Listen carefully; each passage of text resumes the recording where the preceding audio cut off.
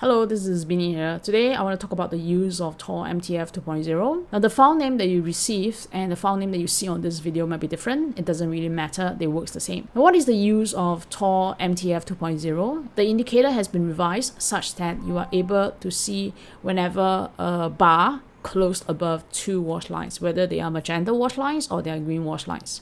Now by closing above two wash lines, this will be a stronger signal in general. However, it is not a signal for you to go long or go short. It is just to show you that there is this phenomena where a bar closed above two wash lines. Now let's take a look at the variables. We have this display recent line here that's set as false. Now if you set this as true, then the indicator will only display the more recent wash lines. When you set it as false, then scroll down, then all this HTF 1, 2, 3 setting will take over. Okay. By default, I've set it as false.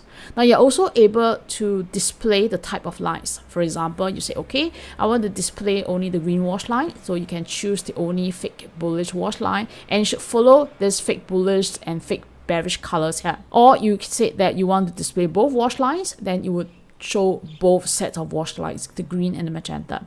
Now under display zone frame, this means that the indicator will draw rectangle. Okay, this rectangle would show you which are the two lines that's of concern. Alright, I recommend that this function should be set as false, otherwise it's going to be very confusing. Under the display cross bell here, the default is true. When you set it to true, it means that you are drawing that bell here that shows you whenever there is a cross and close below or above two wash lines. For example, you will see a red bell when it's below two green wash lines. You will see a blue bell when it's above two magenta wash lines. The next one that's of concern will be the lines ray right. You might want to set this as true because this will push the lines all the way to the right. You're able to see the labels clearly. By default, I have set this as false. Now scroll down, this is where you are able to define how the wash lines are being displayed. For example, if you want to display only the day wash lines or the week wash lines, then you can set this as true. But if you say that I don't want to display the day wash line, then how do you turn it off? You set the HTF3 as false. By default, I have set this as true. Now the higher time frame, this will let you define what kind of wash lines you want to display.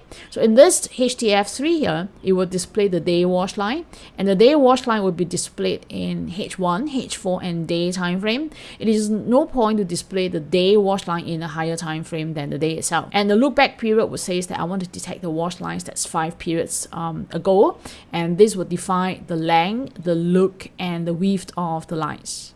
Now the rest of HTF 4, 5 will follow as what I've explained above.